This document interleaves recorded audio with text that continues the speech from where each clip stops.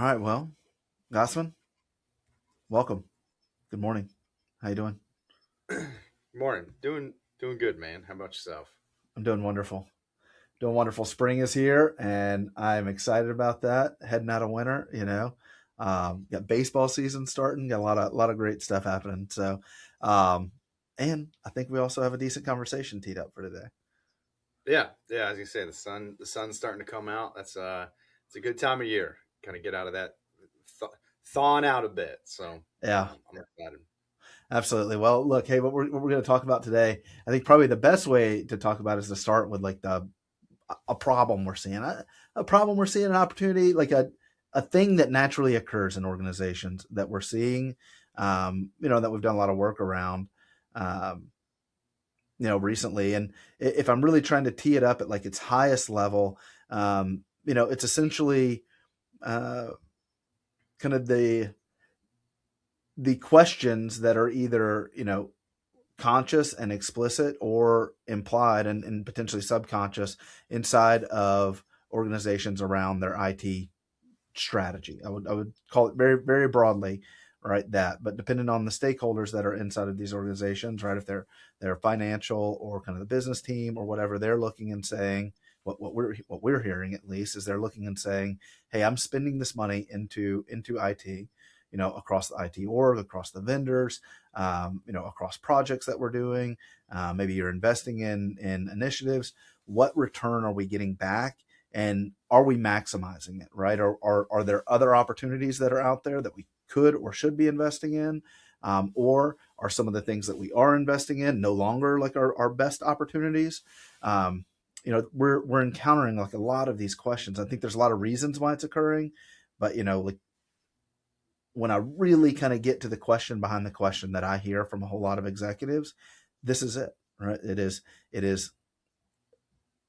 the money that we are investing into our IT function, is it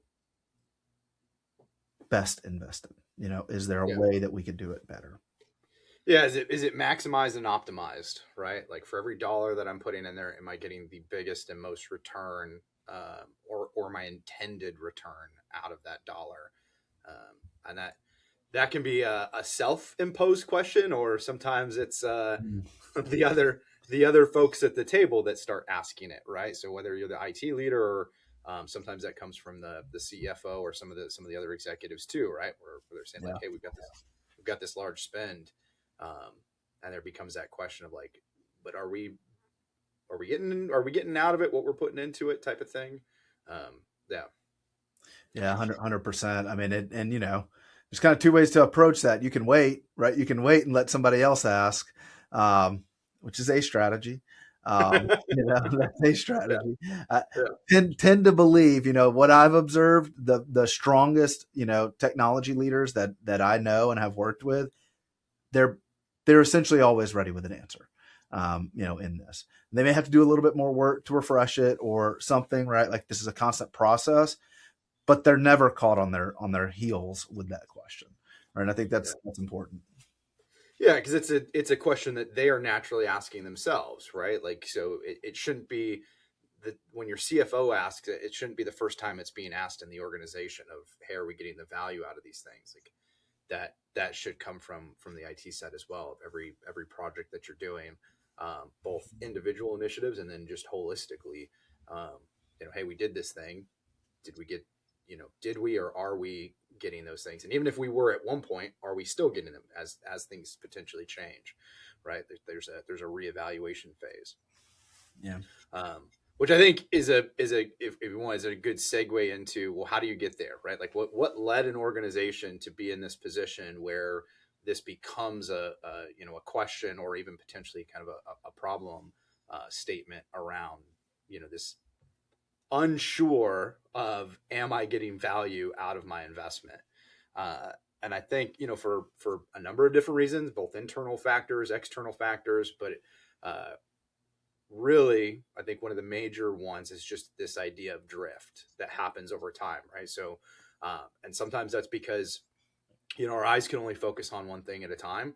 And so, you're in this moment where you've done a bunch of these project initiatives, you've moved and migrated platforms, and you're doing all the things. And so over time, your head's been down, focused on executing on a strategic initiative or strategic direction. Now, throughout those initiatives, like plans only survive first contact with the Mm-hmm. enemy. So over time, some of those plans through execution may have changed from what they originally were, and then over time, like even parts of the business may have changed or shifted a bit as far as what was the priority, what was the direction, and then has IT or these things shifted with it, right? Or did they get kind of left alone because it wasn't broken, it wasn't a problem, and so then all of a sudden like it's become kind of out of alignment. So overall, it's like this kind of organizational drift that happens, and I think that's what creates this moment of okay, that's fine, right? It happens. Like you're in the work, you're doing the work, you're pushing forward. At some point, you got to like take a step back and say like, okay, let me reassess and Yeah. readjust, do some rudder steer. Yeah, for sure. I mean, I like your framing of kind of the internal versus external, right? Because I mean, that internal, that organizational drift, it is, um, yes, it's kind of something to be managed. I don't know that it's something that can be avoided. You also just have to acknowledge it, right? You kind of have to acknowledge I think of these things more and more like setting an azimuth, and you're going to veer left at some points, you're going to veer right at some points. You need to work really hard to kind of stay on that direction and that heading or bearing that you're going towards. But like if you try to stay too rigid on it, you're never actually going to make progress, right? So you kind of have to balance this execution with like staying on point. And you talked about a lot of the internal factors, but this we are also susceptible to external factors, right? External from the IT org, right? So those would be kind of still internal to the company potentially, right? But you may have executive leadership changes, you may have strategy changes, you may have acquisitions, you may have divestitures, right? You may have all these sort of things, right? You may have team changes that like aren't really in your control.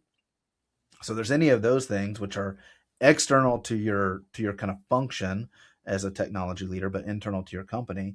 And then you layer on all the kind of macro external changes around, I mean, today, as we're having this discussion on March 26th, 2026, right? Like supply chain is pretty pretty crazy, right? Like pretty wild in a lot of different areas of the business.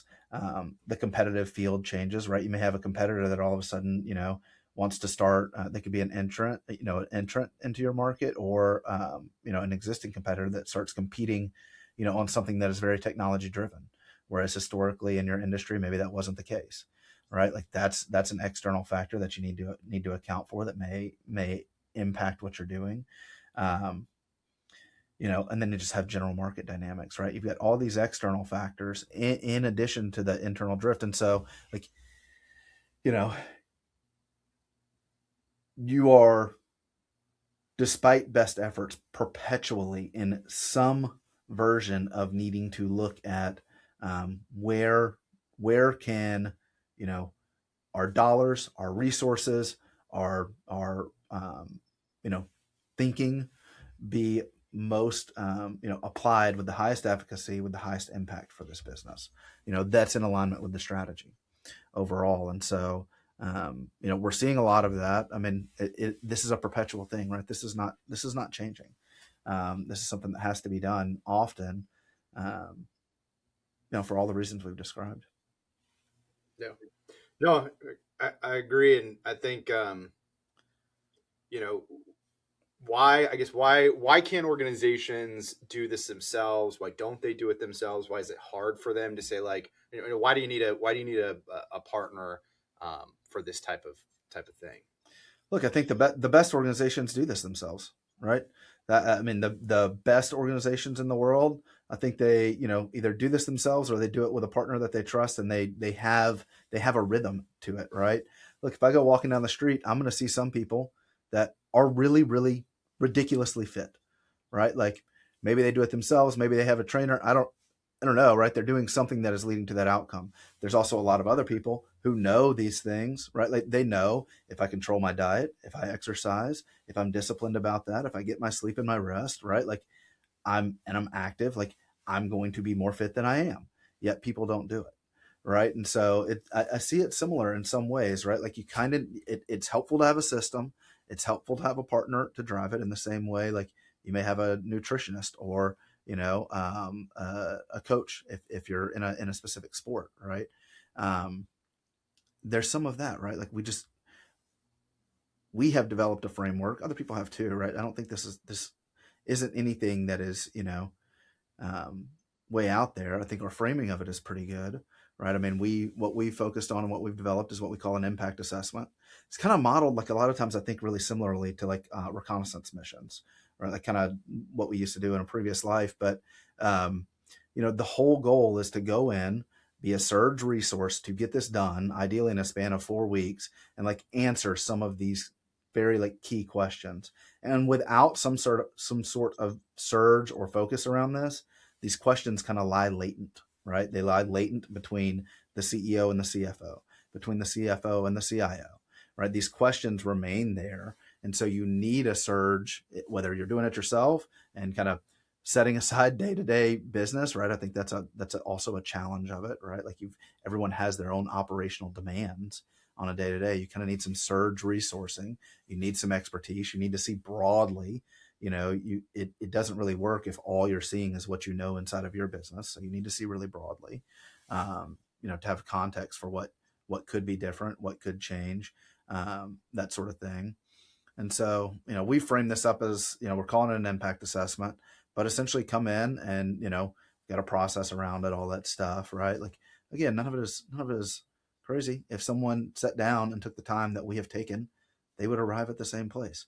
I'm going to go in and I'm going to collect data and understand what I'm spending today and understand, what people's opinions are about the vendors we have and understand the strategy that our business is trying to do and the market dynamics and like all of these things, right? I'm going to do a visibility section. Then I'm going to sit down and develop the strategy. Then I'm going to pressure test it, right? Then I'm going to try to quantify those things that actually survive the pressure testing. Then I'm going to socialize that with executives and build alignment, right? Like none of that stuff is like, if you sat down and you took time and you were like, I'm going to write down exactly how to accomplish this, that's what you would arrive at, right? Like it's Yeah. not rocket science. It's just we've taken the time to do it and the time to master it. Yeah, I mean, I think the done for you model is a key part, right? Because as I look at it, and going back to your analogy of physical fitness, if you ask some of those people, I think a lot of times, and whether this is true or not, or just a story that we tell ourselves, it's like, well, I'm busy, and I've got my job, and I've got stuff with kids, and my family, and my wife, and this, that, and the other, and like, there's this kind of mental barrier of that first act of like, well, I would have to sit down and have to think about like what habits do I need to change in order to create a healthier diet, a healthier diet. And then the activities, and it's like, well, then I got to plan a workout and like all those things, and which is where see some of these other products, right? Like a Hello Fresh is this done for you model, or there's a handful of them out there. Peloton, right, where it's like, hey, I don't have to think about what workout I'm doing. I show up and it click my brain off, and it's follow along and do the work. Um, I think that can be a value, because like that first step of like, yeah, sure, if I had the time to sit down for 15, 20 hours, whatever it is, and plan this all out, but maybe I don't have that. Like, and the same thing I think is true in business is like, sure, if I had the time to sit and kind of ideate and ponder, what are all the stakeholder questions I need? What are the tools that I need to actually go explore my environment? And how would I think about building a deliverable to capture all this? Like, yeah, sure. Like that person could probably do it.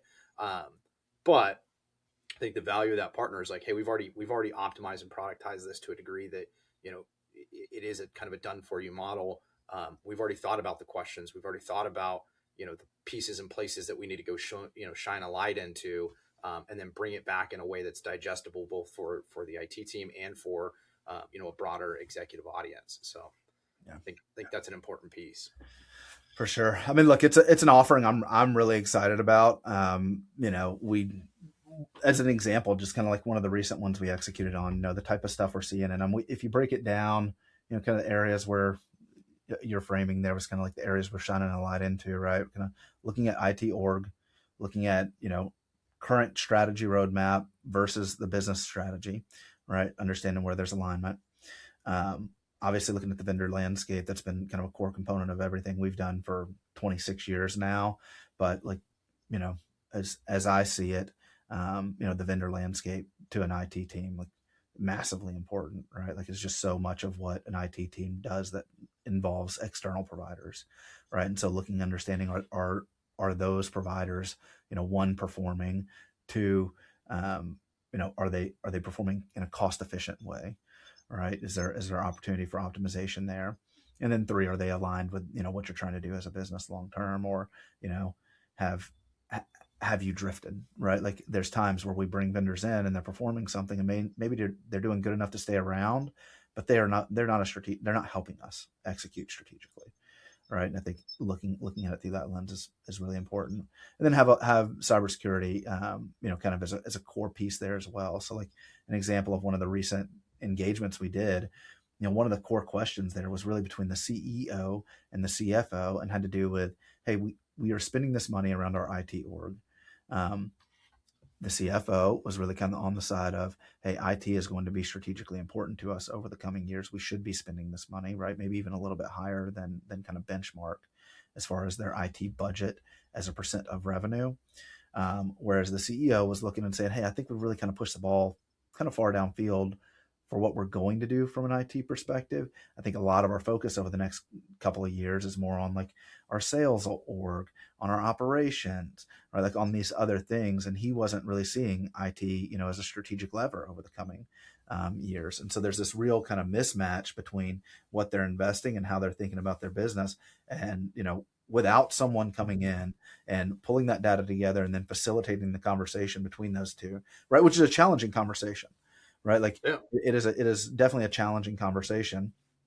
That just sits latent in the organization, right? And that has a burden. There is a burden to key questions like that not being answered, right? There's a relationship burden. There's a speed burden on how fast we're moving as an organization, right? And so like that was just one of the things that came out of it, right? We also found opportunity around, they had a managed security service provider. We saved them 30% on what they were spending there, and we're able to turn up, the actual impact they were getting. Essentially, they were kind of getting some SIM and log aggregation and alerting, but no sort of kind of triage or response. Whereas that market's really moved, right? A lot of those providers really focus on automated response to base level sort of alerts, right? Like doing that sort of thing.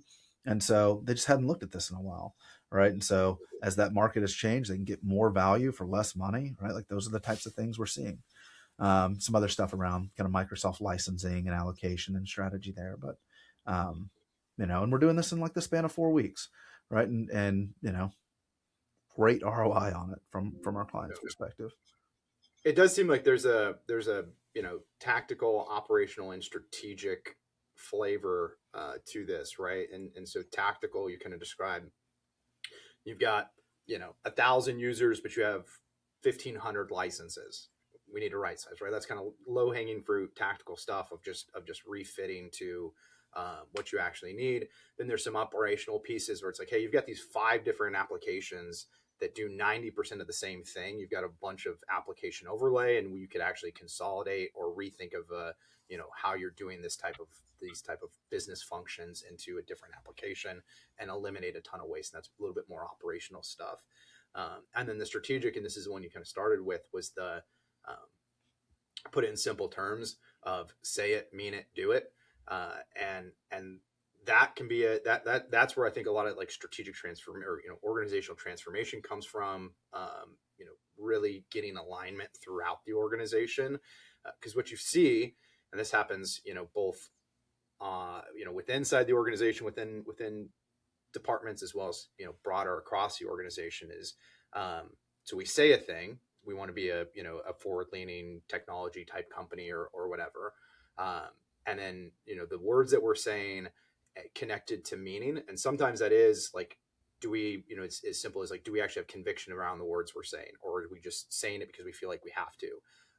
The other flavor to that is, no, we do have conviction, but are the words we're saying actually articulating the correct meaning? Mm. And a weird example, and it's not exactly strategic, but what came up for me, it was just actually we were doing an interview the other day, and it was somebody was talking about, somebody says, I don't want to be a such and such customer, and when you pull it back, what they really meant was like, well, because of the things that are happening, this product is getting an escalator, and it wasn't the product they wanted to get away from, it was the way that they were buying it, right? And so like the words attached to the correct meaning, and the meaning, articulated in the correct words. And then once you have that kind of alignment, like, okay, now are we actually doing the things in alignment with what we've said and our convictions to then bring about those results? And that's something you have to, periodically do a check-in on, right? Like you chart a course, you start going, and sail in that direction. Winds happen, rough seas happen, kind of push you, adrift you a bit. Every once in a while, you got to reassess and say, like, okay, we were heading in that direction. Are we still heading in that direction? Or like, nope, you know what? We're actually going to a different island. We're going to go this way. And then, realign those pieces. So I think this is a helpful exercise in that, both from, all the way from the strategic down to the tactical. Yeah, it's an important call out. I mean, I've never been as comfortable going in and only doing the strategy component. Like I feel like if you go in and you only do the strategy component, and I mean, we have a lot of partners that do. I'm sure the work that they do in it is great. From our perspective, like we've just focused so much on the operational and the tactical stuff over the years, where it's relatively easy for us to add that in, right, and not do the strategy as a standalone. But I also think it makes the strategic advisory like that much more impactful, right? Because it's grounded in the reality of like what's actually occurring in their organization. Yeah. Every organization has constraints, and what I have found is one of the easiest ways to figure out exactly what those constraints are is to dive into the data, find these anomalies, and surface them and be like, hey, tell me how we ended up here, right? And Yeah. like what's going to change in the future. I think we should do this thing, right? Like let me get feedback from the organization on why they think we can't, right? Like Yeah. they are telling me their constraints. Now, as an outside party, I'm able to look and say, okay, those may be real constraints. They may not be real constraints, right? Like just a little bit more detached from some of the things that inside of we all have these things in our organizations, right? Where we believe they are constraints, right? Like we know in our heart of hearts, no one can tell us different that these things are constraints, right? Um, Sometimes an outside party is like really helpful in looking at those things, you Yeah. know, and It and goes. helping you challenge them, right? Yeah. Like I cannot convince. There's no magic words I can say that like convince you of it. Like it's a conversation that has to like it is co-created, right? We break down constraints together. Another person can't break them down for you. They maybe can walk that journey with you. They can help you along the way, but like you have to break down your own constraints, whether that's at an individual level or an organizational level. Yeah, it's a little bit of we talk about as like ghosts in the machine Mm-hmm. is where people will say a thing, and it maybe at one time in the organization it was very true, right? Like that really was a constraint, but then it takes on this life of its own where it becomes concrete, and then maybe the organization has changed, maybe people have changed, maybe priorities have changed, to where that constraint is no longer real, but in the organizational collective mind it's still there. And so having somebody that comes in and challenges those things and then confirms like, well, is that a ghost, and do we need to go deal with a ghost and exercise it, or was it just the wind, right? Like, and there's nothing there, guys, nothing to be afraid of, we can move forward. I think that's the helpful piece. Yeah. So all that to say, I'm super excited about kind of what I've seen the team delivering in this space, right? Like, I mean, when I get on and they're kind of roundtabling something, right? So this is an internal call, but we've got the data and they're like really stress testing these things with each other, right? I've got a senior consultant talking to our executive advisory practice lead, our cyber practice lead is on there, right? Like, our telco practice lead may be on there and they're kind of bringing these things forward. Hey, I see this, like how to, right? Like the, the strategy development that's happening in there, like it's really good work. Like the stuff our team's doing is exciting there. When I sit in on them, I get excited about it, right? I'm like, man, that like we're bringing a lot of value to our clients in this space. And so, basically in a world of kind of infinite options, right? There's finite resources. Figuring out how best to allocate those for maximum impact is kind of what we're solving for. We're calling it an impact assessment. It's really exciting. Like, you know, I'm happy we kind of get to run through it and chat about today because I think it's something I'm excited to be sharing with the market. Yeah, sounds awesome, man. I'm excited. Cool. And that's a wrap. That's wrap.